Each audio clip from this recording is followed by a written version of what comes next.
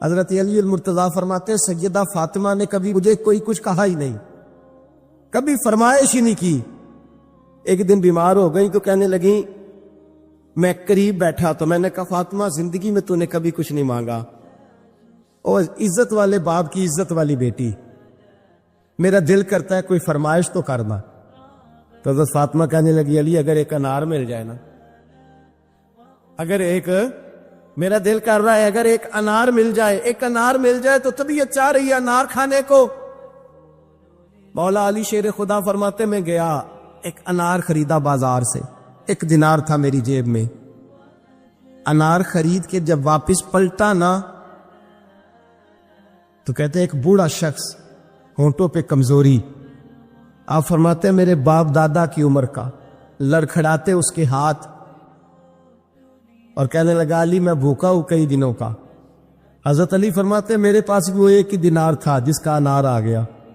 کہتے میں نے اسی وقت وہ انار نکالا، اس شخص کے ہاتھ میں رکھا، بوجھل قدموں سے جب میں اندر داخل ہوا نا تو پاک رسول کی پاک بیٹی، عزت والے نبی کی عزت والی بیٹی، صبر والے معبود کی صبر والی بیٹی، کہتے ہیں جب میں نے اپنا قدم اندر رکھا دروازے کے تو فاطمہ نے میرا اترا ہوا چہرہ دیکھا تو کہنے لگی علی پیسے اللہ کے راستے میں دے آئے ہو، خیرات کر رہے ہو؟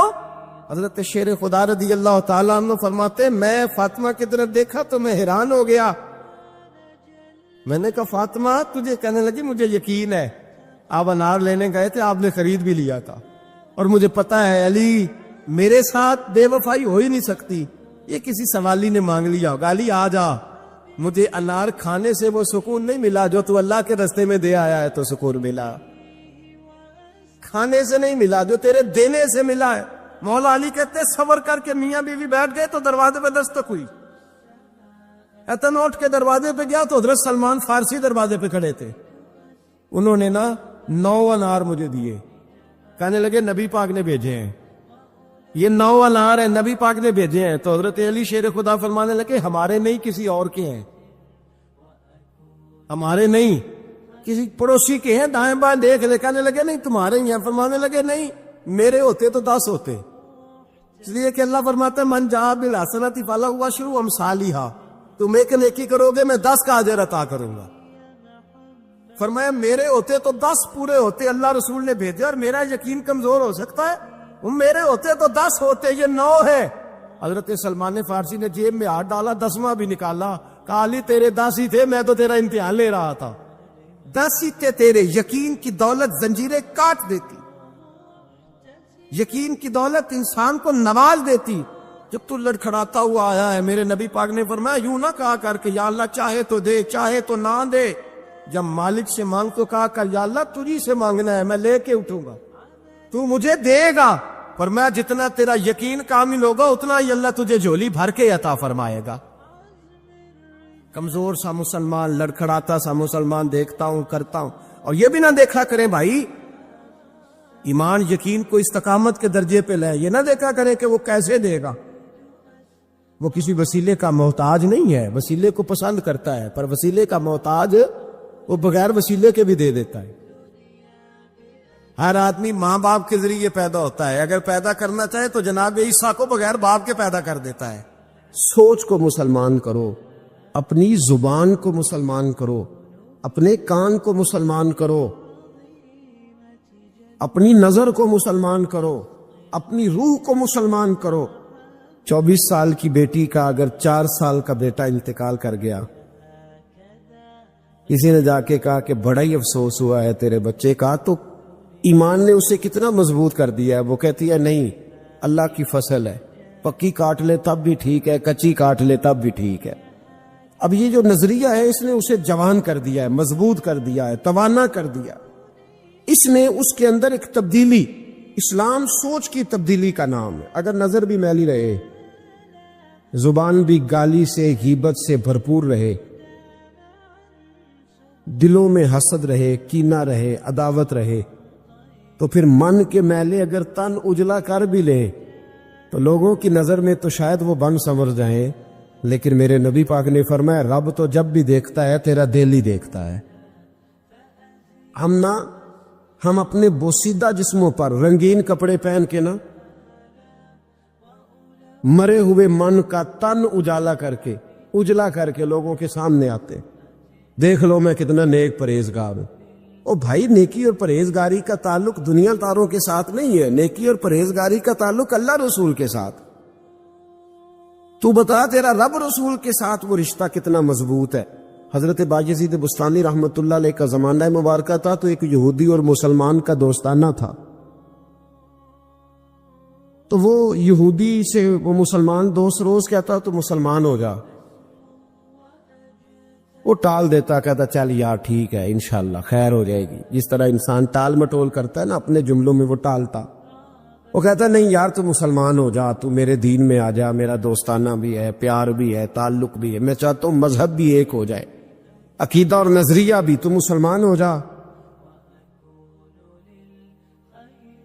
جب اس نے کئی دنوں اصرار کیا اور بات کو نہ چھوڑا تو یہودی بول پڑا، کہنے لگا یار میں نے 2 اسلام دیکھے ہیں، بتا کون سا اختیار کروں؟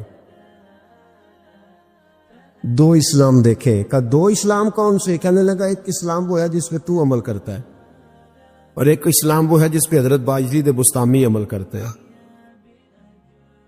میں نے 2 اسلام دیکھے، ایک میں نے تجھے دیکھا ہے کہ میں شراب پیتا ہوں تو معاذ اللہ تو بھی میرے ساتھ پیتا ہے حالانکہ تو مسلمان ہے، اگر میں جوا کھانے جاتا ہوں تو بھی میرے ساتھ جاتا ہے حالانکہ تو مسلمان ہے، اگر میں جھوٹ بول رہا ہوتا ہوں تو 10 مجھ سے بڑھ کے بولتا ہے حالانکہ تو مسلمان ہے، اگر میں چوک میں کھڑے ہو کر معاذ اللہ بہن بیٹی بہو پہ گندی نظر ڈال رہا ہوتا ہوں تو بھی ڈال رہا ہوتا ہے حالانکہ تیرا دعویٰ ہے کہ تو مسلمان ہے، ہم دونوں پارٹنر ہیں، بزنس کرتے،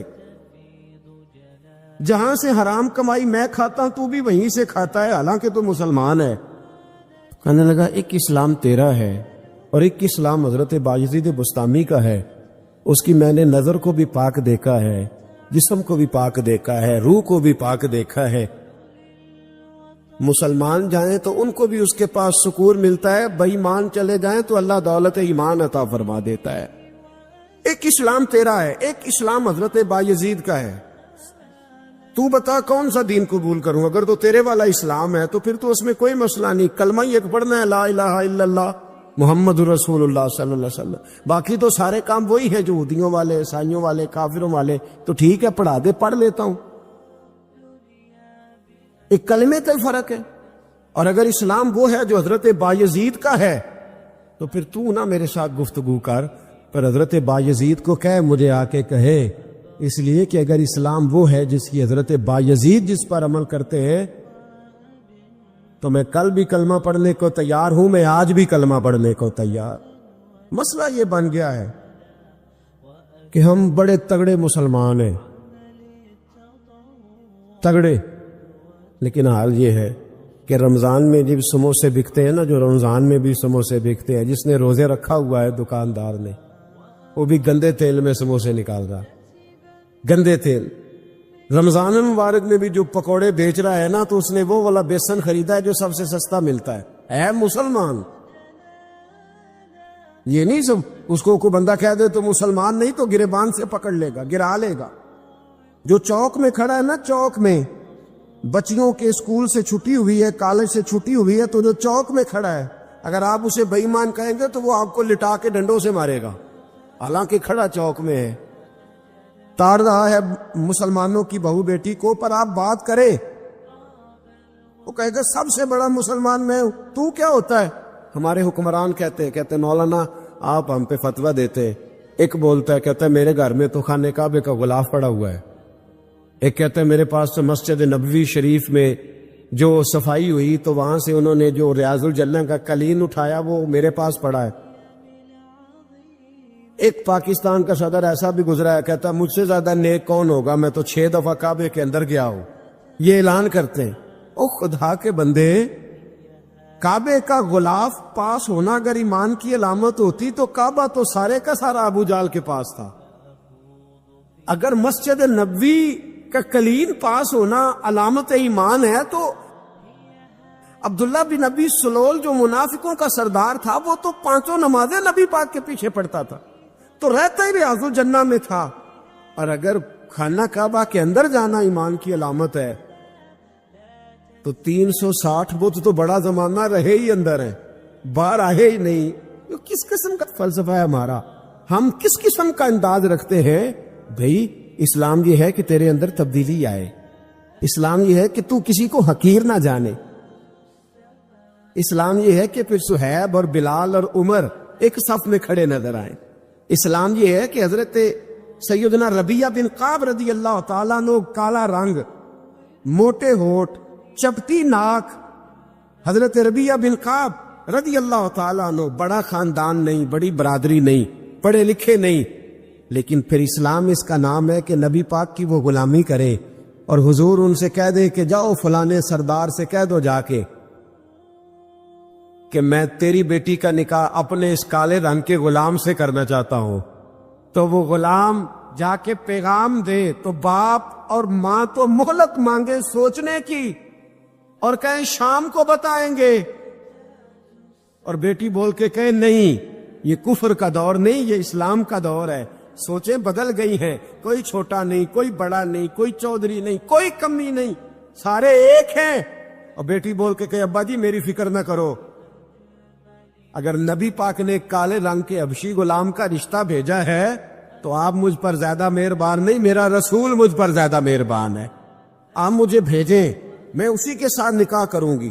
مجھے امید ہے رب رسول مجھے ضائع نہیں کر. پھر سوچیں بدل جائیں.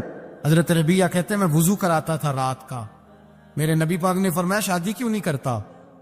تو میں نے کہا یا رسول اللہ نہ میرے پاس حسن ہے، نہ پیسے ہیں، نہ کوئی کاروبار ہے، مجھے کون رشتہ دے گا؟ میرا روپ بھی نہیں تے میرا رنگ بھی نہیں، میں نے یار مناؤن دا ٹانگ بھی نہیں، کون مجھے رشتہ دے گا؟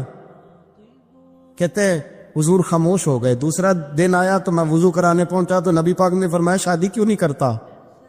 کہتے ہیں میں نے کہا حضور کون رشتہ دے گا؟ وہی 3 باتیں دہرائی، نہ پیسے ہیں، نہ حسن ہے، نہ کوئی کاروبار ہے، نہ مکان ہے. فرمایا حضور نے تیسرے دن پھر کہا. جب دوسرا دن ہوا نا تو حضور نے کہا، حضور خاموش ہوئے میرے جواب پر. میں نے کہا یار کتنا بیوقوف ہوں، حضور روز پوچھتے ہیں اور میں جواب ہی نہیں دیتا. کہتے ہیں تیسرے دن میں نے ارادہ کیا آج نبی پاک پوچھیں گے تو میں کہوں گا حضور جیسے دل کرتا ویسے ہی کرا دیں. کہتے ہیں تیسرے دن میں گیا، سارا وضو کرا لیا پر نبی پاک نے پوچھا ہی نہیں. میں ارادہ کر کے گیا تھا کہ آج پوچھیں گے تو بتا دوں گا، حضور نے پوچھا ہی نہیں. فرماتے ہیں وضو مکمل ہو گیا، میں دروازے تک چلا گیا تو مصطفیٰ نے آواز دی. فرمایا واپس پلٹنا، میں پلٹا تو حضور نے فرمایا تو شادی کیوں نہیں کرتا؟ کہتے ہیں میں کھل کے مسکرایا. میں نے کہا محبوب تیرے کرم پہ قربان جاؤں، کیا انداز محبت ہے، حضور مہربانی کریں کرا دیں. فرمایا فلاں سردار کے پاس جا، ایک وضو کراتے ہیں، اور اعزاز حضور نے کتنا دیا، جا سردار کے پاس اور اسے جا کے کہہ کہ اللہ کے رسول فرماتے اپنی بیٹی کا نکاح تیرے ساتھ کر دے. فرماتے میں گیا، ماں باپ کو بڑی فکر ہوتی ہے بیٹیوں کی. وہ کہنے لگا میں شام کو خود نبی پاک کی بارگاہ میں آؤں گا.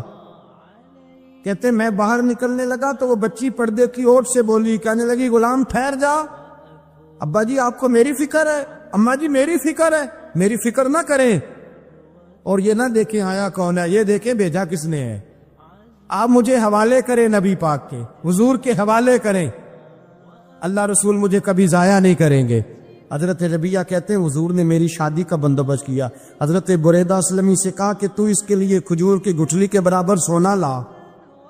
حضرت حارثہ بن نعمان سے کہا تو اس کے لیے ایک کمرے کا اجرے کا بندوبست کر. حضرت عثمان غنی سے کہا تو نے ولیمہ کرانا اس کا. فرمایا میں تو تھوڑی نوکری کرتا تھا، مصطفیٰ نے ساری زندگی کا ہی بندوبست فرما دیا.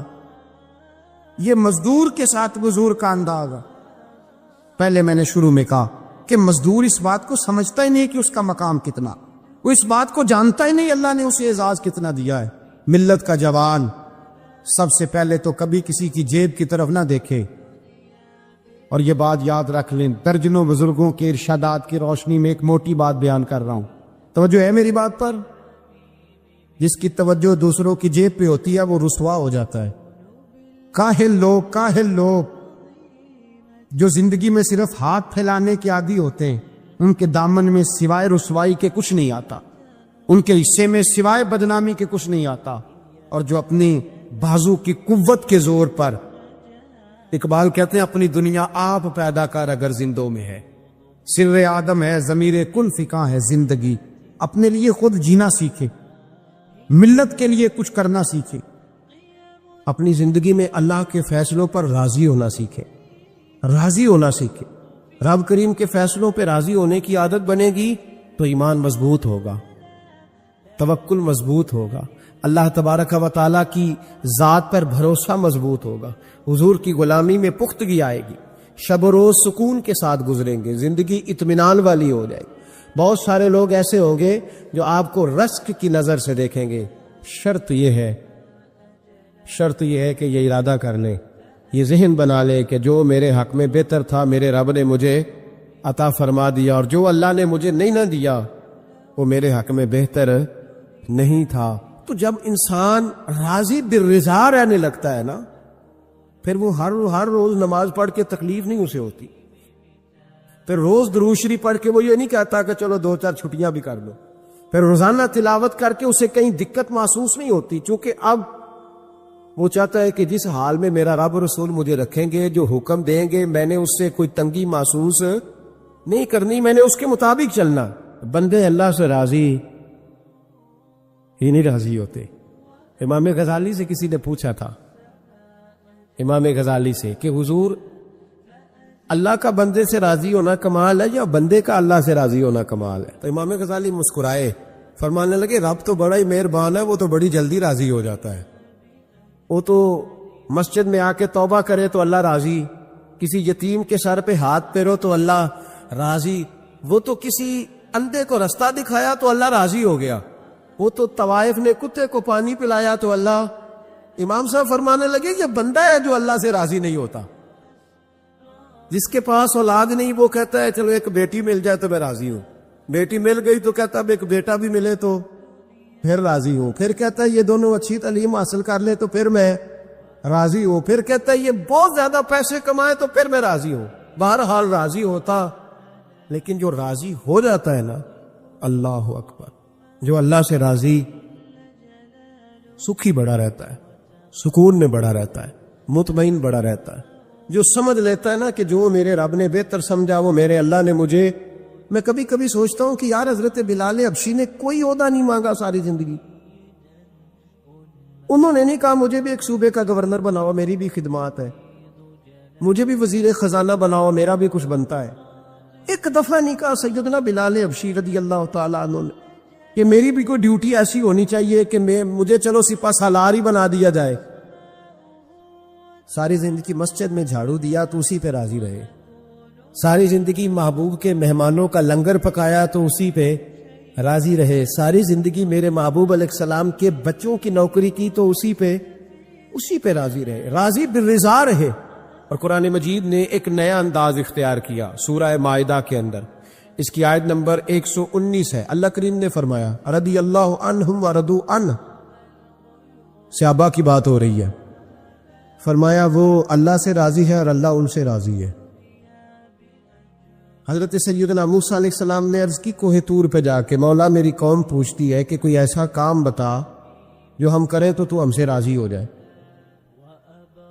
حضرت موسیٰ کی قوم کا خیال تھا کہ تہجد کا حکم آئے گا تو پڑھیں گے، صدقات کا حکم آئے گا تو دیں گے، جہاد کی بات ہوگی تو کریں گے۔ کچھ جو نیک لوگ تھے ان میں سے انہوں نے یہ پیغام دیا کہ مالک ہمیں بتائے کہ وہ کس کام پہ راضی ہوتا ہے، ہم وہ کام کریں تاکہ اللہ ہم سے راضی ہو جائے۔ حضرت موسیٰ کلیم کہتے میں نے عرض کی مولا میری قوم پوچھتی ہے کہ کون سا ایسا کام کریں کہ تو راضی ہو جائے، تو رب کریم نے ارشاد فرمایا موسیٰ کہتے میرا خیال تھا کوئی لسٹ ملے گی، لیکن مالک نے ایک جملہ کہا، ایک جملہ، اور تفسیروں کے دریا بہا دیے۔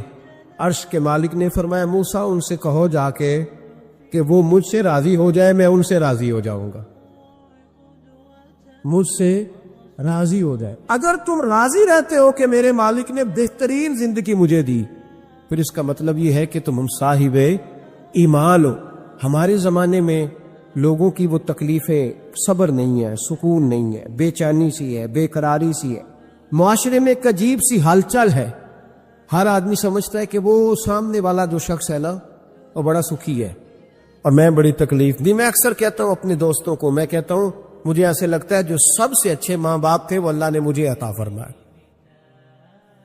اللہ کی رضا پہ راضی رہے، مالک کے فیصلوں میں اپنے دل میں کوئی بوجھ محسوس نہ کرے، اپنی زندگی اللہ کے فیصلوں. دیکھیں نا، جو ماں باپ اللہ نے بڑے اچھے سمجھے وہ ہمارے لیے پسند کی، وہ اللہ نے ہمارے لیے جو اس نے ہمارے حق میں بڑے، جو بہن بھائی، اللہ کرے آپ کو سمجھ آئے، جو بہن بھائی اس نے ہمارے حق میں بڑے اچھے سمجھے وہی بہن بھائی اس نے ہمیں عطا کیے. جس بیوی کو اس نے ہمارے گھر کے گلشن میں بہتر سمجھا اس کو لا کے اس نے ہمارے آنگن میں بٹھایا، اور جو اولاد اس نے ہمارے لیے باعث افتخار سمجھی وہ اولاد اس نے ہمیں عطا فرمائی. حضرت نوح علیہ السلام کا بیٹا کافر ہو گیا، پر کسی جگہ انہوں نے شکوہ نہیں کیا کہ مالک یہ کافر کیوں ہوا. اللہ کے قبضے میں ہے نا دل، پھیر سکتا ہے نا، مقلب القلوب ہے. لیکن حضرت نوح نے دعا اللہ کی رضا پر راضی رہے، اپنا مزاج بدلے، تاکہ معاشرے میں یہ جو گھٹن ہے، یہ جو ٹینشن ہے، یہ جو جھگڑا ہے، یہ جو چھینا چھانی ہے، یہ جو ایک دوسرے پر لوگوں کی نظریں ترچھی ہیں، یہ ختم ہو. سمجھو کہ میرے حق میں جو بہتر تھا مالک نے وہ چیز مجھے عطا کر. حدیث پاک سنیے، نبی پاک علیہ السلام نے ایک دن صحابہ سے پوچھا کہ تم کیا سمجھتے ہو؟ اپنے دل کو جب پوچھتے ہو، دل پہ توجہ کرتے ہو تو کیا جانتے ہو؟ تو صحابہ عرض کرنے لگے یا رسول اللہ، جب ہم اپنے دل پہ توجہ کرتے ہیں تو ہم سمجھتے ہیں کہ اللہ نے ہمیں ایمان عطا فرمایا ہے. تو حضور نے فرمایا تمہارے ایمان کی دلیل کیا ہے؟ ایمان کی کوئی دلیل بھی تو ہوتی ہے نا. ہمارے زمانے میں تو کوئی دلیل نہیں، نماز نہیں پڑھتا پھر بھی میں مسلمان ہوں، روزہ نہیں رکھتا پھر بھی مسلمان، جھوٹ صبح سے شام تک. کہتا خبردار کسی نے مجھے ذرا بھی بات کی، سب سے بڑا مسلمان میں ہی ہوں. بددیانتی، دھوکہ، فریب، فرار، لیکن خبردار کسی نے کوئی بات کی، سب سے بڑا مفتی میں ہی ہوں.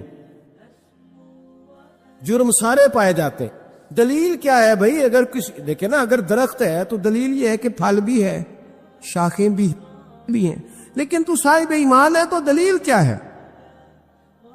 تو نبی پاک صلی اللہ علیہ وسلم نے صحابہ سے پوچھا کہ تم ایماندار ہو تو دلیل دو.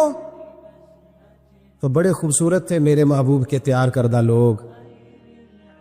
عرض کرنے لگے یا رسول اللہ، ایمان کی دلیل یہ ہے کہ اگر اللہ ہمیں نعمت دیتا ہے تو ہم شکر ادا کرتے ہیں، اگر کبھی مصیبت آتی ہے تو ہم صبر کرتے ہیں، اور یا رسول اللہ ہم اپنے رب کے ہر فیصلے پر راضی رہتے. ہم اپنے اللہ کے ہر فیصلے پر. اب حضور نے رزلٹ کا اعلان کیا تو میرے محبوب فرمانے لگے پھر سنو، میں گواہی دیتا ہوں واقعی اللہ نے تمہیں دولت ایمان عطا فرمائی ہوئی. پھر واقعی اللہ نے تمہیں دولت ہے، اگر تم اپنے رب پر راضی ہو، اگر تم راضی ہو اس کام پر جس پہ اللہ نے تمہیں رکھا ہوا ہے، اگر تمہیں کسی کو دیکھ کر تکلیف نہیں ہوتی، اگر تم نہ حسد میں جلتے ہو، نہ بغض میں، نہ کینے میں، نہ تکبر میں، نہ احساس کمتری کا شکار ہوتے، تو میرے نبی پاک صلی اللہ تعالی علیہ وسلم نے فرمایا کہ قیامت کے دن میری امت کا ایک گروہ ایسا ہوگا جسے اللہ تبارک و تعالی اس طرح جنت میں پہنچا دے گا جیسے کوئی بندہ اڑ کے جنت میں چلا جاتا ہے. وہ جب جنت میں پہنچیں گے نا تو فرشتے ان سے پوچھیں گے تم نے حساب دیا؟ کہیں گے ہمیں تو پتہ ہی نہیں حساب کیا ہے. پل سے رات سے گزرے؟ کہیں گے خبر ہی نہیں پل سے رات کہاں ہے. تو یہاں کیسے آ گئے؟ کہیں گے اللہ کے فضل سے، اللہ کے فضل سے. تو کہا بتاؤ تو صحیح تمہاری نیکی کیا تھی؟ تو کہیں گے دو باتیں تھی. ایک تو ہم اللہ کے حلال کو حلال جانتے تھے، رب کے حرام کو حرام جانتے تھے، اور دوسرا یہ تھا کہ ہم اللہ کے ہر فیصلے پہ راضی رہتے تھے. اللہ کے ہر فیصلے پہ، تو جو رب کریم کی رضا پہ راضی رہے پھر اسے کسی حساب کتاب کا سامنا نہیں کرنا پڑے گا، پھر اسے پل سے رات کی دشوار گزار گھاٹیوں کا سامنا نہیں کرنا پڑے گا. شرط یہ ہے کہ وہ اللہ کی رضا پہ راضی رہے، وہ اللہ کے فیصلے کو بصیر و چشم مانے، وہ عاجزی اور انکساری کے ساتھ گردن جھکا دے اپنے مالک کے فیصلوں پر، جھکا دے. اللہ نے حضرت ابراہیم کو اولاد نہیں دی، پھر زمانے کے بعد دی، پھر دینے کے بعد کہا کہ جاؤ وادی غیر ذی زر ان میں چھوڑ کے آؤ. سخت گرمیاں ہو جائے تو لوگ بچوں کو اسکول نہیں بھیجتے، چھٹیوں کا اعلان ہو جاتا ہے، لیکن حضرت ابراہیم چھوڑ آئے بچہ. اور بچہ، ایک تو بچہ اللہ تعالیٰ روٹین میں دیتا ہے تو اس کی قدر و منزلت اور ہوتی ہے، اور ایک بندہ بڑی دعاؤں، التجاؤں، خواہشات کے بعد لیتا ہے، اس کی قدر و منزلت ہے. وہ بچہ جو بڑی دعاؤں کے بعد لیا، کا چھوڑ آؤ، کوئی کھانا نہیں، پانی نہیں، دانا نہیں، حضرت ابراہیم چھوڑ آئے. 13 سال اکٹھے رہنے کی اجازت نہ ملی، اور جب اجازت ملی تو کہا اب چھری اٹھاؤ اور بیٹے کی گردن پہ چلا دو. آپ اس کو آسان کام سمجھتے ہیں؟ اتنی تسلیم و رضا، ہر فیصلے پہ راضی ہونا، ہر فیصلے پہ. یہاں ہمارا حال یہ ہے کہ 2 منٹ کے لیے تکلیف آتی ہے تو لوگ واہ ویلا کرتے ہیں، شور مچاتے ہیں، کفر بولتے ہیں. ہر آدمی آپ اس کو ٹٹول کے دیکھیں تو کہتا ہے سب سے تکلیف میں ہی ہوں. کس سولی پہ لٹکے ہوئے ہم؟ آخر کون سا معاشرے کا ایسا دکھ ہے جو صرف ہمارے پاس ہی آ گیا؟ ہر آدمی کہتا ہے مجھے نہ چھیڑنا، سب سے زیادہ غمگین میں ہی ہوں. بھائی بتا تو صحیح نا کہ آخر کون سی ایسی چیز ہے جو مالک نے تجھے عطا نہیں فرمائی؟ لیکن ہماری آزمائشیں ہیں، ہمارے جملے ہیں، ہماری گفتگو ہے کہ ان سے شکوہ چھلکتا، ان سے شکایتیں ٹوٹ ٹوٹ کے نیچے گرتی ہیں. ہم یہ سوچتے ہی نہیں کہ ہمیں نہیں پتا ہمارے حق میں بہتر کیا ہے. ہمارے رب کو پتا ہے کہ ہمارے حق میں بہتر کیا ہے. اس لیے لوگ شکایت نہیں کرتے تھے. آج ہر بات پر شکایت ہے، ہر بات پر لوگ شکوہ کرتے ہیں، اور ہر بات پر لوگ اللہ تبارک و تعالیٰ کی بارگاہ ناز کے نافرمان بنتے ہیں. اور پھر سوال کیا، یا اللہ تو راضی ہو جا، یا اللہ تو. اور اللہ کیا فرماتے ہیں موسیٰ اپنی قوم سے کہو یہ مجھ سے راضی ہو جائے، میں بھی ان سے راضی ہو جاؤں گا. حضرت رابعہ بصری رحمت اللہ تعالی علیہ نا طبقہ صوفیاء میں ایک بڑی منفرد حیثیت رکھتی ہیں، علیحدہ ایک مقام ہے. اور ان کی زندگی بتاتی ہے کہ اللہ کی معرفت اور رب تبارک و تعالیٰ کا قرب صرف مرد کے لیے خاص نہیں. اگر عورت بھی توجہ کرے تو اللہ اسے بھی خزانے کھول کے عطا فرماتا ہے، اسے بھی اللہ خزانے کھول. حضرت رابعہ بصری اکثر نہ اولیاء اللہ کی مجالس میں جا کے بیٹھتی تھی، بیٹھتی پردے کے اندر تھی لیکن بیٹھا کرتے. جو لوگ اس رستے کے مسافر ہوتے ہیں وہ بات کو سمجھتے ہیں کہ یہ گہرا معاملہ ہوتا ہے. کسی جگہ سے کوئی ایسی چیز ملتی ہے جس کو فوری طور پر طبیعت اور نفس قبول نہیں کرتا، لیکن جو صوفیاء ہوتے ہیں نا، سالکین طریقت، معرفت کے رستے کے مسافر، وہ چونکہ مسافر ہوتے ہیں تو انہیں جو بندہ بھی منزل کا رستہ بتاتا ہے وہ اس کی بات غور سے سنتے ہیں، اعتراضات نہیں کرتے، شکوے نہیں کرتے، بن کے نہیں بیٹھ جاتے. ہمارے زمانے میں مسافر نہیں ہے طریقت کے، ہمارے زمانے میں یہاں مرید کامل ہے، یہاں پھر پیر ہے جو مطلق العنان ہے، جن کے سامنے جو سوال ہی نہیں پیدا ہوتا کسی اور کی بھی سنے، ممکن نہیں. حضرت رابعہ بصری بیٹھی تھی. حضرت سفیان ثوری بہت بڑا نام ہے، یہ وہ شخصیت ہے کہ جب جایا کرتے تھے تو اولیاء اللہ کھڑے ہو کے ان کا استقبال کرتے.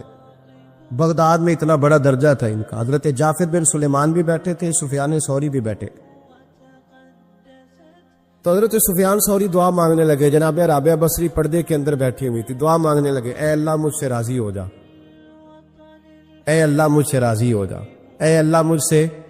دیر تک دعا مانگتے رہے تو بی بی صاحبہ، مائی صاحبہ اندر سے بول پڑی ناراض ہو کے، کہنے لگی بس کر سفیان، کیا دعا مانگ رہا ہے تو؟ کب سے میں سن رہی ہوں، بس کر. کیا ہوا، تو کیوں ناراض ہوتی ہے؟ فرمانے لگی سفیان تو نے ایک بار بھی کہا میں نے برداشت کیا، دوسری بار بھی کہا، بتائیے دعا ٹھیک ہے کہ نہیں ان کی؟ اے اللہ تو مجھ سے راضی ہو جا. اس دعا پہ ناراض ہوگی مائی صاحبہ. کہنے لگی تو نے ایک بار بھی مانگی تو میں چپ رہی، دوسری بار بھی مانگی تو اب تو چپ ہی نہیں کر رہا، بس کر. تو حضرت سفیان کہنے لگے چل میری اصلاح کر دے. تو مائی صاحبہ کہنے لگی تو یہ تو کہہ رہا ہے یا اللہ راضی ہو جا، یا اللہ راضی ہو جا، پہلے تو بتا تو اللہ سے راضی ہے؟ پہلے اپنے نفس پر نظر ڈالنا، تو راضی ہے؟ روز نہیں مانتا کہ 2 کروڑ چاہیے، 6 کروڑ چاہیے انسان کا نفس، روز نہیں کہتا بڑی گاڑی چاہیے، روز نہیں کہتا میرے بھی ٹھاٹ باٹ ہو، میں بھی بڑی گاڑی میں کھڑے ہو کے لوگوں کو ہاتھ لہرا کے لیڈر بنوں، روز نہیں کہتا میرا بھی بڑا نام ہو۔ پہلے بتا نا تو راضی ہے؟ حضرت سفیان ثوری نے جب بات سنی تو جھگڑا نہیں کیا، بلکہ اللہ اکبر کہا، چیخ مار کے رونے لگے، کہنے لگے رابعہ تو سچ کہتی ہے، ابھی تو میں اس منزل تک نہیں پہنچا کہ میں رب سے راضی ہو جاؤں تو میں اسے راضی کرنے چلا ہوں، تو سچ کہتی ہے۔ قریب ہی حضرت جعفر بن سلیمان بیٹھے تھے، وہ بی بی رابعہ کے پاس گئے، کہنے لگے مائی صاحبہ مجھے تو بتا دے آخر بندہ اللہ سے راضی ہوتا کب ہے، یہ منزل شروع کب ہوتی ہے؟ تو آپ فرمانے لگی اس وقت کہ بندے کا جو حال نعمت ملنے پہ ہوتا ہے نا، جب وہی حال اس کا مصیبت آنے پہ ہو تو پھر سمجھو وہ اپنے رب سے راضی ہو گیا۔ سرکار دو عالم علیہ السلام نے فرمایا ایک آدمی نے 500 سال بغیر ریاکاری کے اللہ کی عبادت کی۔ 5 سال نہیں ہوتی بغیر ریاکاری کی۔ تہجد پڑھنے والا جب تک 6 لوگوں کو بتا نہ دے تہجد پڑھیے، اتنی دیر تو تہجد آگے بڑھتی نہیں، کم از کم 6 بندوں کو پتا ہونے چاہیے۔ اور میرے جیسے حاجی نمازیوں کا تو دل کرتا ہے کہ وظیفے پہ بندہ رکھا جائے جو تعریفیں کرے صبح و شام۔ حاج صاحب کی کیا بات ہے، حضرت صاحب کی وظیفہ دیں گے اس کو مہینے کا، اور وہ تعریف کرے کھول کے کہ آپ کی بڑی بات۔ یہ مرض ہے، تعریف سننا نا یہ بیماری ہے۔ حضور فرماتے ہیں یہی بندہ جب اللہ کے حضور کھڑا کیا جائے گا تو رب کریم اس سے کہے گا کہ چلو اس کو میرے فضل سے جنت میں لے جاؤ، تو عرض کرے گا مالک فضل تو ٹھیک ہے پر 500 سال لگائے میں نے، 500 سال جس نے لگائے، بول پڑا یا اللہ 500 سال لگائے اور تو کہتا ہے کہ اس کو میرے فضل سے لے جاؤ۔ رب کریم نے فرمایا چلو کوئی نہیں، پھر انصاف کر لیتے ہیں، الٹی آنکھ کی روشنی نکال کے ترازو کے ایک پلڑے میں رکھو اور 500 سال کی بغیر ریاکاری کی عبادت دوسرے پلڑے میں رکھو۔ کبھی اس مریض سے پوچھنا جس کو ڈاکٹر کہہ دیتا ہے کہ تیری آنکھ کا علاج نہیں ہو سکتا، بے بس ہوتے ہیں ڈاکٹر، جواب دے جاتا ہے شعور۔ پوچھ کبھی اس شخص کو، کہتا ہے بس جناب اب آپ اپنی آنکھیں موجود ہونے کے باوجود آپ دیکھ نہیں سکتے، اتنی موٹی آنکھ لگی ہوئی ہے، لیکن روشنی اللہ چاہے تو دیتا ہے، نہ چاہے تو نہیں دیتا۔ ایک آنکھ کی روشنی ایک پلڑے میں رکھ لو اور دوسرے میں 500 سال کی عبادت رکھ دی،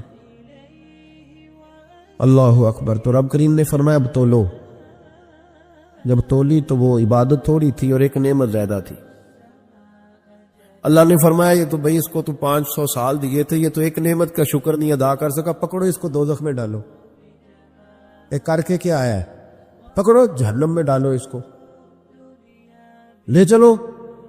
ترمذی شریف کے لفظ ہے، نبی پاک نے ہمیں سمجھایا اور ایک جملے میں ساری بات ختم کر دی۔ حضور فرمانے لگے تو اللہ کی تھوڑے دیے ہوئے رزق پہ راضی ہو جا، وہ بھی تیری تھوڑی عبادت سے راضی ہو جائے گا۔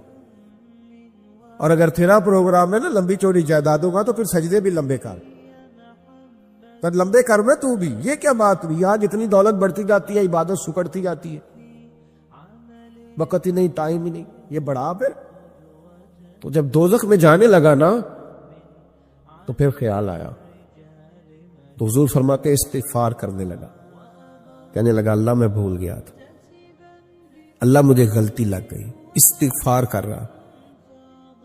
تو جب اس نے استغفار کیا تو رب کریم تو پہلے ہی بڑا قبول کرنے والا ہے، یا اللہ میں بھول گیا تو فرمایا چلو جو استغفار کرے اسے تو میں ویسے ہی معاف کر دیا کرتا ہوں۔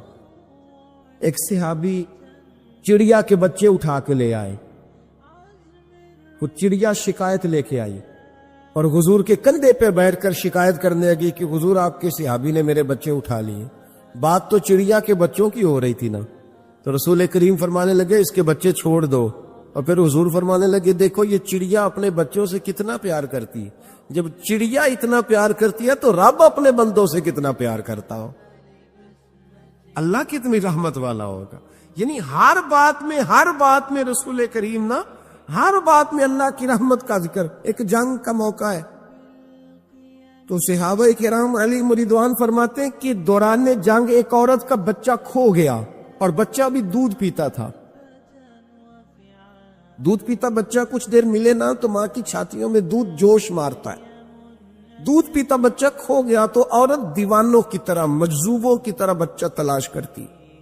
میرا بچہ کبھی ادھر جاتی ہے کبھی ادھر جاتی ہے, ڈھونڈتی ہے, تلاش کرتی, پریشان ہوتی. میرے رسول کریم کی نظر پڑ گئی, حضور کی نظر رحمت ہو گئی تو محبوب فرمانے لگے صحابہ بتاؤ اس کا بچہ ڈھونڈو.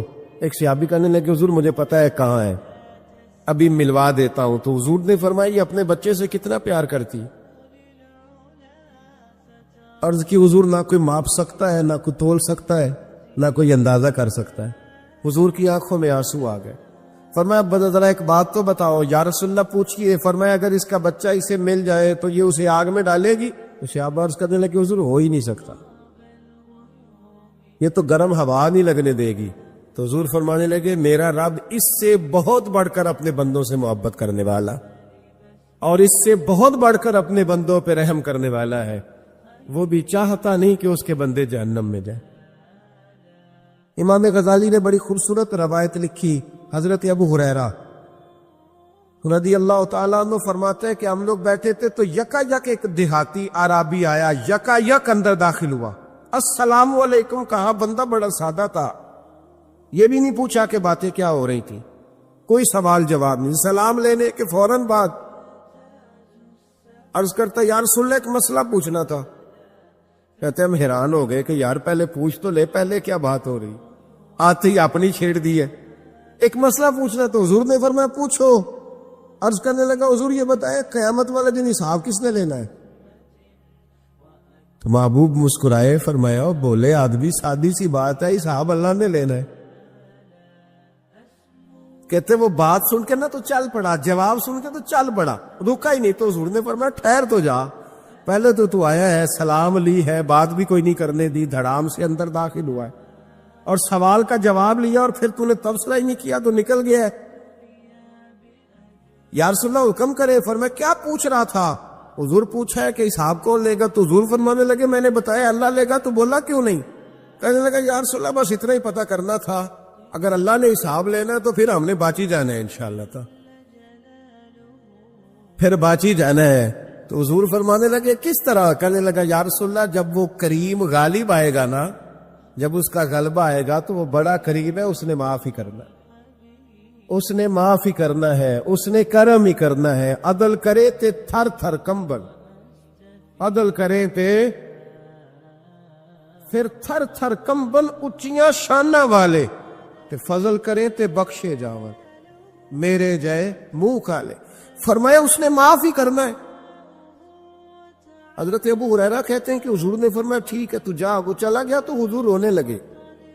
فرماتے ہم نے عرض کی حضور کیا ہوا؟ تو محبوب فرمانے لگے بندہ بڑا سادہ تھا پر بات بڑی کھری کر گیا ہے, بڑی کھری بات کر گیا ہے. کریم جب غالب ہوتا ہے تو معاف ہی فرماتا ہے. تو بھائی سادے لوگوں کو بھی پتا تھا کہ اللہ کی رحمت کی بات. ہمارے گھروں میں, ہماری گفتگو میں, ہمارا ایک دوسرے سے ملنا, ناراض نہ ہونا, مایوسی کی باتیں کرتے ہیں. مایوسی, میں انتظار میں ہوں, میں انتظار میں ہوں کہ کوئی بندہ مجھے ملے اور آ کے کہے میں بڑا راضی ہوں, بتائے اللہ کا شکر کیسے کر لیں. میں انتظار میں ہوں, اتنے سالوں میں مجھے بندہ کوئی نہیں ملا, جو ملا اس نے یہی کہا پریشان بڑا ہوں دعا کر دیں. بڑی اذیت ہے, سب سے زیادہ میں ہی تنگ ہوں. کچھ کرے, کوئی وظیفہ بتائے, کوئی تعویذ دے, کوئی ملے نا یار, کوئی ملے, کوئی کہے کہ الحمدللہ تعالی. اور میں نے تعلیم کے لیے صرف اور اظہار نعمت کے لیے, تشکر کے لیے کئی دفعہ آپ کے سامنے یہ کہا ہے کہ الحمدللہ جس طرح کے استاد مجھے ملے شاید کسی کو نہ ملے, اور میں نے اظہار تشکر کے طور پر کہا ہے پھر کس طرح کے شاگرد مجھے ملے ہیں اتنے اچھے فرما بردار شاید کسی کو نہ ملے, اور جس طرح کے سادے اور درویش ماں باپ اللہ نے مجھے عطا فرمائے. اب تو بڑا تیز لوگوں کا زمانہ ہے نا, شاید کہیں میسر آئے. اور میں کہا کرتا ہوں اتنے فرما بردار مرید بھی نہیں ملتے. لوگ تو کہتے ہیں فرما بردار نہیں ملتے, ہمیں الحمدللہ فرما بردار تابے دار، ہر لحاظ سے اچھے ملے، اس کی وجہ یہ ہے کہ جیسے مرشد اللہ نے ہمیں عطا فرمایا، ایسا کسی کو اللہ نے عطا، تو شکر کریں اللہ کی نعمتوں، شکر کریں۔ بس جہاں بیٹھیں گے جملے ٹوٹیں گے، جہاں بیٹھیں گے پریشانی۔ مجھے کچھ بندے ایسے ملتے ہیں دنیا میں جو صرف وہ اکیلے ہی ٹھیک ہے، یعنی ابا جی نے بھی ظلم ہی کیا ساری زندگی، اماں نے بھی ظلم ہی کیا، استاد بھی سارے غلط مل گئے، اور ہر بندہ ہی انہیں، اور پھر بعد میں اولاد ملی تو نافرمان ہی مل گئی۔ تو میں کہتا ہوں یار یہ ہو نہیں سکتا ویسے، بہرحال چلو اگر تو کہتا ہے تو بات سمجھ میں آتی ہے کہ ہو سکتا ہے کچھ سانحہ ایسا ہو گیا ہو۔ اللہ کی رحمت کی بات کریں۔ میرے نبی کریم علیہ السلام نے فرمایا بندہ سادہ تھا پر بات پتے کی کر گیا۔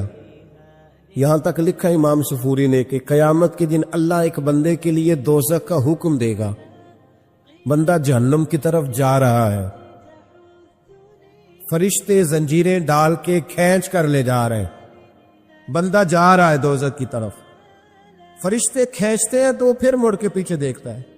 توجہ ہے میری بات پر؟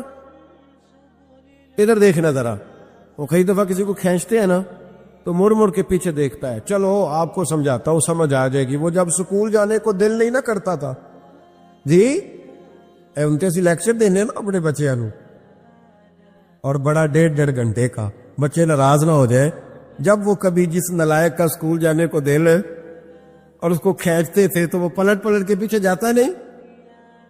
اسی طرح مدرسے میں بھی جب آتے ہیں تو کئی بچے ایسے ہوتے ہیں جو آتے نہیں تو کھینچ کھینچ کے نہیں لے جاتے کئی دفعہ، تو جب کھینچ کے فرشتے جہنم کی طرف لے جا رہے، کھینچتے ہیں تو پلٹ کے پھر پیچھے دیکھتا ہے، پھر فرشتے کھینچتے ہیں پھر پیچھے دیکھتا ہے، پھر فرشتے، ذرا نظارہ دیکھنا، دوزخ کو لے جا رہے ہیں، پلٹ پلٹ کے اللہ کی طرف دیکھتا ہے، دوزخ کا دروازہ آ گیا، پھر پیچھے دیکھ رہا ہے۔ رب کریم نے فرمایا اسے واپس بلاؤ، رحمت دا دریا الہی، بلاؤ اسے واپس۔ واپس آیا، اللہ نے فرمایا بتا تو پلٹ پلٹ کے کیا دیکھتا تھا؟ ویسے اللہ کو نہیں پتا کیا دیکھ رہا ہے، کیا دیکھ رہا تھا؟ تو رو پڑا، عرض کرنے لگا مالک میرا یقین تھا کہ تو بڑا ہی کریم ہے، اللہ میرا ایمان تھا تو بڑا رحیم ہے، اللہ میرا ذہن تھا تو معاف کرنے والا ہے۔ جب فرشتے کھینچتے تھے نا تو شیطان مجھے کہتا تھا اب تو جہنم میں جائے گا، پر میرا یقین کہتا تھا نہیں، رب نے معاف کر دینا ہے، اللہ نے معافی دے دینی ہے، بخشا جاؤں گا۔ پھر شیطان کہتا تھا جب فرشتے کھینچتے تھے، میں کہتا تھا نہیں معافی مل جائے گی، یا اللہ دوزخ کا دروازہ آ گیا پر میری امید نہیں ٹوٹی، اللہ دروازہ جہنم کا آ گیا پر میری امید نہیں ٹوٹی، اور جب میں نے آخری دفعہ پلٹ کے دیکھا تیری آواز آئی کہ واپس لاؤ، تو میرے اندر سے آواز آئی کہ لے بھئی تیرا یقین جیت گیا ہے، تیرا ایمان جیت گیا ہے، تیرے اندر کی روحانیت کامیاب ہو گئی۔ بندے اور رب کی باتیں ہو رہی ہیں تو فرشتے چپ کر کے کھڑے ہیں، تو رب نے فرمایا تم خاموش کھڑے ہو، عرض کی یا اللہ اب اس کا کرنا کیا ہے؟ فرمایا کرنا کیا ہے؟ جو میری رحمت کی اتنی زیادہ امید رکھے اسے جہنم میں ڈال دوں؟ یہ کیسے ہو سکتا ہے؟ اس کو پکڑو اور میرے فضل کے ساتھ اسے جنت عطا کر دو۔ تو پہلی بات یہ کہ اللہ کی رحمت کی امید رکھیں، صبح سے شام تک کہے الحمدللہ۔ کیا کہے؟ ایک ہوتا ہے تکبر کے طور پر بڑھ کے مارنے کے لیے ذکر کرنا، وہ منع ہے، ڈینگے نہیں مارنے، بلکہ اللہ کی رحمت کا ذکر کریں تشکر کے لب و لہجے، تشکر کے لب و لہجے۔ ہمارے نا لفظوں سے شکوے چھلکتے ہیں، ہمارے جملوں سے چھلکتا ہے کہ ہم پریشان ہیں، ہماری باتوں سے محسوس ہوتا ہے کہ ہم کسی وجہ سے بڑی تکلیف میں ہیں، اس کو نکال دیں۔ جب بندہ اللہ کی رحمت کی امید کرے گا تو اللہ بھی پھر رحمت، فضل اور کرم کے بادل ہی برسائے گا۔ دوسری بات ہمارے بزرگوں نے لکھی ہے، اگر اللہ کے قرب کا رستہ طے کرنا ہے تو وہ اس طرح ملے گا کہ اللہ کے ہر فیصلے پہ راضی ہو جاؤ۔ جہاں اللہ نے مجھے بٹھایا میں راضی ہو جاؤں، جہاں اللہ تبارک و تعالیٰ نے میرے بھائی کو بٹھایا ہے وہاں میرا بھائی راضی ہو، جہاں جہاں اللہ نے ہمیں بٹھایا ہے ہم اس جگہ پہ راضی۔ معاملہ پتہ کیا ہے؟ ہم اپنی مرضی کا فیصلہ چاہتے ہیں اور مرضی تو اللہ کی چلے گی، مرضی اللہ کی چلے گی۔ میرے رسول کریم علیہ السلام نے صحابہ سے پوچھا تم کون ہو؟ حضور مومن، فرمایا ایمان کی دلیل دو۔ بھی یہ بات مجھ سے کو پوچھے تو شاید میں جھگڑا کروں کہ ایمان کی دلیل۔ حضور نے فرمایا کون ہو؟ یا رسول اللہ مومن، فرمایا دلیل دو۔ حضور دلیل ہے ہمارے پاس، دو۔ یا رسول اللہ اللہ نعمت دیتا ہے تو ہم شکر ادا کرتے، مصیبت ڈالے تو صبر کرتے، اور جو فیصلہ اللہ ہمارے حق میں کر دے ہم اس پر راضی رہتے ہیں۔ میرے محبوب کا چہرہ خوشی سے کھل اٹھا، فرمایا تمہیں مبارک ہو، تم تو واقعی بڑے پکے مومن ہو، تم مومن ہو، اگر اللہ کے فیصلوں پہ راضی رہتے ہو تو پھر تم۔ حضور فرماتے ہیں کچھ لوگوں کو اللہ قیامت میں بغیر حساب کتاب جنت میں داخل کرے گا، فرشتے پوچھیں گے پل صراط سے ہوائے ہو؟ وہ کہیں گے دیکھی نہیں۔ میزان عمل تلوائے؟ وہ کہیں گے دیکھا ہی نہیں۔ کیسے آ گئے؟ تو کہیں گے خدا کے فضل سے آ گئے۔ فرشتے پوچھیں گے تمہارا عمل کیا تھا؟ وہ کہیں گے کچھ بھی نہیں، عام لوگوں کی طرح نماز پڑھتے تھے، روزہ رکھتے تھے، حج فرض ہوا تو کیا، زکوٰۃ اگر ہمارے اوپر لاگو ہوئی تو دی، عام روٹین کے معاملات۔ تو فرمائے اتنی بڑی فضیلت کے بغیر حساب کتاب جنت، کوئی تو وجہ ہوگی۔ تو بندے عرض کریں گے وجہ ایک ہی تھی کہ رب جو ہمارے حق میں فیصلہ کرتا تھا ہم اس پر راضی ہو جایا کرتے، ہمیں کوئی شکوہ اس پر رہتا۔ علامہ ڈاکٹر محمد اقبال رحمت اللہ علیہ، توجہ ہے میری بات پر؟ ادھر دیکھنا ذرا میری طرف، اللہ آپ کو خوش رکھے۔ کچھ لوگ نا جی کہتے ہیں ڈاکٹر اقبال نے داڑھی کیوں نہیں رکھی تھی؟ تو یہ غلطی کی علامہ اقبال نے، رکھنی چاہیے تھی انہیں۔ ناراض ہو گیا آپ لوگ؟ جو جس کی غلطی ہے وہ اس کی ایک غلطی ہو گئی ان سے، انہوں نے نہیں ٹھیک کیا۔ اب اقبال کے داڑھی نہ رکھنے سے کیا سنت کی مخالفت پر اسے ڈگری دی جائے گی؟ وہ میں ہی کیوں نہ ہوں، جو کام خلاف سنت ہے وہ بہرحال۔ لیکن میرا سوال یہ ہے کہ اقبال نے صرف داڑھی نہیں رکھی، باقی سارے کام اچھے کیے، تو آپ باقی کے تو سارے اچھے کر لینا۔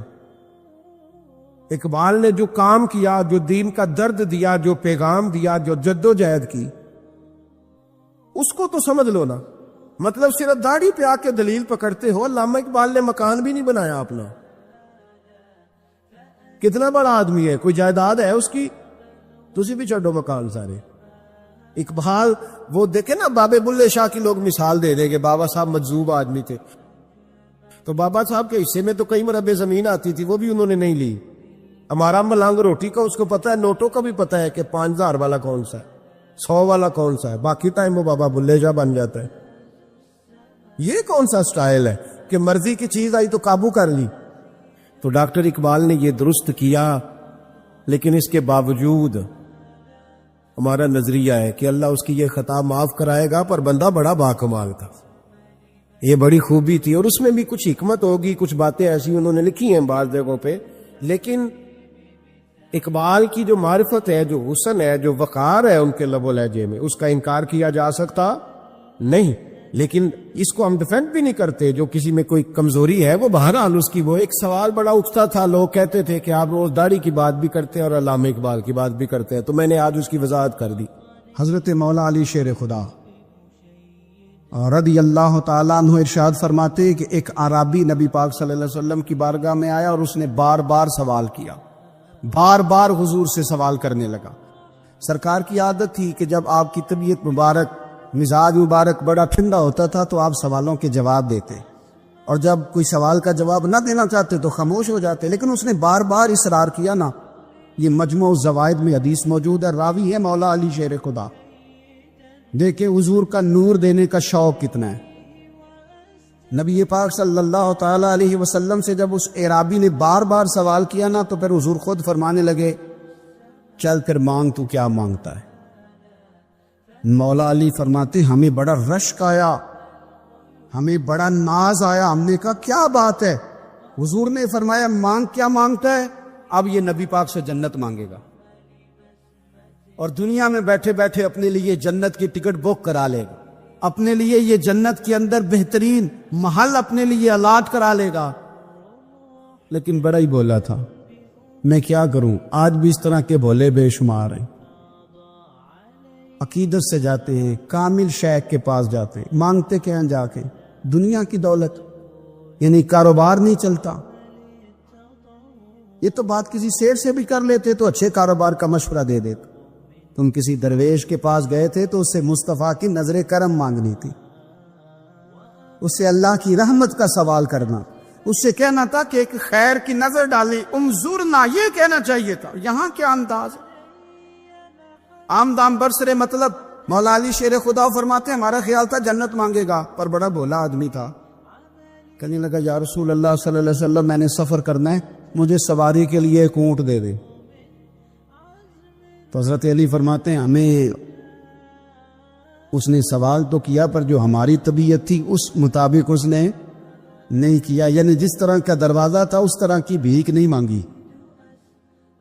اس نے اونٹ مانگا، حضور نے فرمایا چل دیا تجھے، گویا حضور نہ اندھیرے دور کرنا چاہ رہے ہیں اس کے، فرمایا چل اونٹ دے دیا، اب تو کچھ اور بھی مانگ لے۔ حضرت علی کہنے لگے لو بڑے نصیب والا، ایک چانس اور ملا ہے۔ تو کہنے لگا حضور اس طرح کریں جو اونٹ پر کجاوا باندھا جاتا ہے وہ بھی دے دے۔ تو حضرت علی شیر خدا فرمانے لگے ہم نے کہا تیرا اللہ بھلا کرے، تو کہاں اڑ گیا ہے؟ حضور نے نا مسکرا کے ایک تیسرا موقع دیا، فرمایا چل تجھے کجاوا بھی دیا، کچھ اور مانگ لے۔ کہنے لگا حضور سفر بڑا لمبا ہے، آنے جانے کا خرچہ بھی دے دے۔ تو سرکار دو عالم صلی اللہ علیہ وسلم مسکرائے، فرمایا جا تجھے دیا۔ پھر حضور نے ایک مثال بیان کی اور فرمایا تجھ سے تو بنی اسرائیل کی وہ بوڑھی ہی اچھی تھی۔ یا رسول اللہ کون سی؟ فرمایا حضرت موسیٰ علیہ السلام جب اپنے وطن سے ہجرت کر رہے تھے، گھوڑوں پر بیٹھے، اونٹوں پر بیٹھے، لیکن اونٹ گھوڑے جاتے نہیں تھے، واپس لوٹتے تھے۔ تو حضرت موسیٰ علیہ السلام نے عرض کی اللہ یہ جاتے کیوں نہیں؟ تو رب کریم نے فرمایا اس لیے نہیں جاتے کہ جہاں سے آپ ہجرت کر رہے ہیں نا وہاں ایک جگہ پہ حضرت یوسف علیہ السلام کا تابوت دفن ہے، جناب یوسف علیہ السلام کی قبر مبارک ہے، آپ وہ تابوت بھی نکال کے ساتھ لے جائیں۔ یہ اگر رب نے بتا دیا تو اللہ یہ بھی تو بتا سکتا ہے نا کہ قبر کہاں ہے۔ یہ بتا دیا تابوت کہاں، یہ نہیں بتایا، تابوت لے جائیں یہ نہیں بتایا کہاں ہے۔ یہ حضرت موسیٰ علیہ السلام آپ خود تلاش کریں گے تو حضرت موسیٰ علیہ السلام نے بنی اسرائیل کے لوگوں سے پوچھا کہ وہ کہاں ہے تابوت حضرت یوسف کا، تو وہ کہنے لگے ہمیں تو نہیں پتہ، ایک بوڑھی اماں ہے پرانی اسے پتہ ہے۔ حضرت موسیٰ علیہ السلام اس بوڑھی سے ملے تو فرمایا بتا دے کہ وہ تابوت کہاں ہے، حضرت یوسف کی قبر کہاں ہے۔ آج لوگ کہتے ہیں مزاروں پہ نہیں جانا چاہیے، تو پڑھو نا یہ حدیث کھول کے، نبی پاک صلی اللہ تعالی علیہ وآلہ وسلم فرماتے ہیں کہ دیکھو قبر کا رستہ، مزار کا رستہ بتانے کا وہ عورت قیمت مانگ رہی ہے۔ حضرت موسیٰ کی ملاقات ہوئی تو آپ نے فرمایا مت میں پتہ ہے جناب یوسف کا مزار کہاں ہے، قبر کہاں ہے؟ کہنے لگی پتہ ہے۔ تو آپ نے فرمایا بتا دے، کہنے لگی مفت کیسے بتا دوں؟ ابھی تو لوگوں کو مزاروں میں جانے کی دلیل نہیں مل رہی، اور یہاں وہ بوڑھی کہتی اور بیان کر رہے ہیں میرے نبی پاک صلی اللہ علیہ وسلم، اور بوڑھی کہنے لگی مفت نہیں بتاؤں گی۔ تو حضرت موسیٰ فرمانے لگے قیمت لے لے، کہنے لگی بالکل آپ قیمت دیں گے تو بتاؤں گی۔ فرمایا قیمت کیا ہے؟ کہنے لگی قیمت یہ ہے کہ جنت میں مجھے بھی اس محلے میں مکان چاہیے جس میں حضرت موسیٰ علیہ السلام کا مکان ہو، اس محلے میں مجھے بھی مکان چاہیے، اسی درجے میں آپ کے ساتھ۔ تو حضرت موسیٰ فرمانے لگے اماں چل تو جنت کا مکان مانگ، تو نے تو بہت بڑی سوسائٹی میں پلاٹ مانگ لیا ہے، وہ تو بڑا اونچا معاملہ ہے، وہاں تو انبیاء رسل ہوں گے، تو دور پہنچ گئی ہے، جنت مل جائے گی پر موسیٰ کا ساتھ۔ تو کہنے لگے جاؤ پھر میں میری ایڈریس بتاتی، پتا تو میرے پاس ہی ہے نا، اور کسی کو ہے پتا؟ تو حضور فرمانے لگے تجھ سے تو وہ بوڑھی اچھی تھی۔ جب وہ بی بی اڑ گئی کہنے لگی نہیں بتاتی، تو حضرت موسیٰ علیہ السلام عرض کرنے لگے مالک آپ کیا کرنا ہے؟ تو رب کریم نے فرمایا موسیٰ آپ جنت میں اپنے پڑوس والے مکان کا وعدہ آپ کر لے اور بوڑھی کو وہ مکان عطا میں کر دوں گا۔ آپ وہ مکان کا وعدہ کر لیں، دے رہی ہے۔ حضرت موسیٰ نے وعدہ کیا، پھر بی بی نے پتہ بتایا حضرت یوسف کے مزار کا، اور پھر وہاں سے حضرت یوسف کا تابوت نکال کے لے گئے۔ حضور فرمانے لگے او بولے تو نے کیا مانگا؟ اونٹ، کجاوا، خرچہ؟ او کاش میں نے تجھے کہا تھا تو نے کچھ مانگا ہوتا۔ میرے رسول پاک اپنی امت کی توجہ دلاتے ہیں، حضور فرماتے ہیں تمہارے نبی کے پاس بڑا کچھ ہے، آؤ آؤ مانگ لو، اب تنگی یہ داماں پہ نہ جا، اور بھی کچھ مانگ ہے آج وہ مائل بات، اور بھی کچھ مانگ، نہ بحث میں الجھ آ، طلب کر، مانگ۔ مانگا پھر بریلی کے امام نے، کہنے لگے ماہ مدینہ اپنی تجلی عطا کریں، یہ ڈلتی چاندنی تو پہر دو پہر کی ہے، مہربانی کریں یا رسول اللہ، ایک تجلی، ایک مہربانی کر دے۔ رسول پاک صلی اللہ علیہ وسلم ایک نا اور بہت بڑا اندھیرا ہے، وہ ہے غربت کی مایوسی کا اندھیرا۔ میرا دل کرتا ہے کہ میں اپیل کروں حکومت وقت سے کہ بڑا کچھ مناتے ہو، میرے نبی کا میلاد عالمی طور پر مناؤ، اور انہیں بتاؤ کہ رسول پاک صلی اللہ علیہ وسلم نے یہ نہیں فرمایا کہ ہم ہر غریب کو امیر کریں گے، بلکہ میرے نبی نے یہ کہا ہے کہ ہم غریب کو عزت اتنی دے دیں گے، غریب کو عزت اتنی دے دیں گے کہ امیروں کا بھی غریب ہونے کو دل کرے گا۔ یہ اندھیرا حضور نے دور فرمایا ہے، یہ اندھیرا دور کیا ہے۔ تو یہ جو غربت ہے نا، اس کا بھی ایک اندھیرا ہے، اور یہ غریب مایوس پیچھے پیچھے۔ ایک ہوتے ہیں بے تکلف دوست، بے تکلف دوستوں کے ساتھ بندہ نا کبھی کبھی شغل بھی کرتا ہے، اور بعض بوڑھوں کے ساتھ بھی بندہ کبھی کبھی شغل کرتا ہے، پیار کرتا ہے ان سے۔ یہ پتہ کیا ہوتا ہے، آپ جب کسی آدمی سے خوش طبعی کرتے ہیں تو آپ اس کو عزت دیتے ہیں، اور اگر بڑا آدمی کسی سے خوش طبعی کرے، یعنی ایک یہ ہے کہ بزرگوں کے ساتھ خوش طبعی ہماری، اور ایک بہت معزز آدمی، یعنی بہت بڑے عہدے پہ فائز، اور وہ کبھی آیا دورے پہ اپنے ملک میں، وزیر اعظم، chief of army staff, chief justice, وہ بہت بڑا، اور اس کا ایک چھابڑی فروش دوست کھڑا ہے گلی میں، کپڑے اس کے مٹی سے بھرے ہوئے ہیں۔ اب وہ آیا، گلی سے گزرا، اور اس نے اپنے اس دوست کو جس نے امرود کی، سیب کی ریڑھی لگائی ہے، اس نے جا کے اس کو جناب زور سے بغل گیر ہوا، جپا ڈالا۔ اب مجھے بتائیں کہ آرمی چیف نے تو گاؤں آنا ہی تھا، وزیر اعظم نے تو آنا ہی تھا، صدر نے تو آنا ہی تھا، لیکن جس کو اس نے سینے لگایا وہ بندہ بھلا کہاں پہنچ گیا ہے؟ اکٹھے کھیلتے رہے۔ اب میں جو حدیث مسند امام احمد بن حنبل سے پڑھنے لگا ہوں، اس حدیث کو اب آپ سنیں، اب آپ دیکھیں کہ ذائقہ کتنا تگڑا آتا ہے۔ مسند امام احمد بن حنبل میں حضرت انس بن مالک کہتے ہیں ایک ظاہر نام کے صحابی تھے، غریب آدمی تھا، تھوڑی سی ترکاریاں، تھوڑے سے پھل، تھوڑی سی سبزی گاؤں سے سر پہ رکھ کے لاتا، چھابڑی فروش کہتے ہیں آپ، ریڑھی والا۔ وہ غریب آدمی گاؤں سے سبزیاں لاتا اور لا کے نا مدینے والے محبوب کو تازی سوغاتیں گاؤں کی دیتا، اور حضور اسے شہر کی چیزیں دیتے، اور حضور پتہ کیا فرماتے، یعنی یہ غریب آدمی کو عزت دینے کا رنگ ہے۔ نبی پاک فرماتے یہ میرا دیہاتی ہے، میں اس کا شہری ہوں۔ حضور صحابہ کے بیچ بیٹھ کے کہتے یہ سجن ہے میرا، یہ میرا پنڈو ہے، میں اس کا شہری ہوں۔ حضور اس سے باتیں کرتے، صحابہ کہتے ہیں وہ بھی اس طرح کے سوال جواب کرتا کہ حضور ہنس پڑتے۔ ہم نہ کبھی حضور پریشان ہوتے تو انتظار کرتے کہ آج وہ دیہاتی آ جائے نا، ظاہر نام تھا اس کا۔ اب یہ مسند امام احمد بن حنبل میں موجود ہے کہ وہ نہ چونکہ گاؤں سے اپنی چیزیں بیچتا تھا، لا کے سر پہ رکھ کے لاتا تھا، چھابڑی والا تھا، ریڑھی والا تھا۔ نبی پاک صلی اللہ تعالی علیہ وسلم نا ایک دن مدینے کے بازار سے گزر رہے تھے تو وہ دکان پہ کھڑا ہے، اپنی چیزیں بیچ رہا ہے، شہر کی خرید رہا ہے۔ یہ کام آج پیر صاحب نہیں کرتے، مولوی صاحب نہیں کرتے، یہ کام ایس ایچ او بھی کوئی ہو جائے تو وہ بھی نہیں کرتا، اس لیے کہ پھول لگے ہوئے۔ سنو میرے یارو، یہ رنگ ہے غریبی کے اندھیروں سے نکالنے والا، یہ رنگ ہے فقیر کو، غلام کو عزت دینے والا۔ وہ اپنے دھیان خریداری کر رہا ہے۔ صحابہ کہتے ہیں نبی پاک نے اسے دیکھ لیا بازار میں سے تو حضور نہ ہلکے ہلکے قدم اٹھانے لگے۔ یار بھی یار کے لیے اٹھاتا، چھپتا چھپاتا پہنچتا ہے۔ کوئی یار میں نہیں بات کر رہا چیف آف آرمی سٹاف کی، میں نہیں بات کر رہا وزیر اعظم اور صدر کی،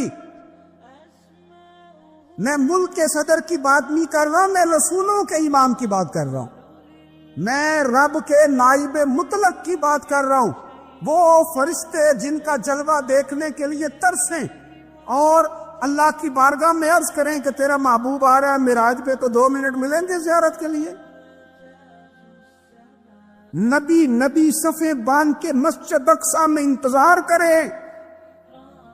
او غریبوں، تمہیں جو روشنی مدینے والے رسول نے دی تمہیں کوئی لیڈر نہیں دے سکتا۔ چپ کے حضور گئے، وہ ترکاریاں بیچ رہا ہے، چھابڑی والا، ریڑی والا، تو میرے بھائی کمال کر دیتے ہیں، وہاں پہنچا دیتے، اٹی والی یہ تیری خیر ہو گئے۔ او بھائی کیا انداز ہے! میرے رسول پاک نے نا پیچھے سے جا کے نا تو اس کی آنکھوں پہ ہاتھ رکھ دیا۔ یہ کام یار کرتے ہیں یاروں کے ساتھ، یہ سجل کرتے۔ اور میں یہ سمجھا ہوں کہ حضور نا تنہائی میں بڑا پیار کرتے تھے، جب وہ گھر میں حاضر ہوتا تھا، مسجد میں حاضر ہوتا تھا تو پیار کرتے تھے۔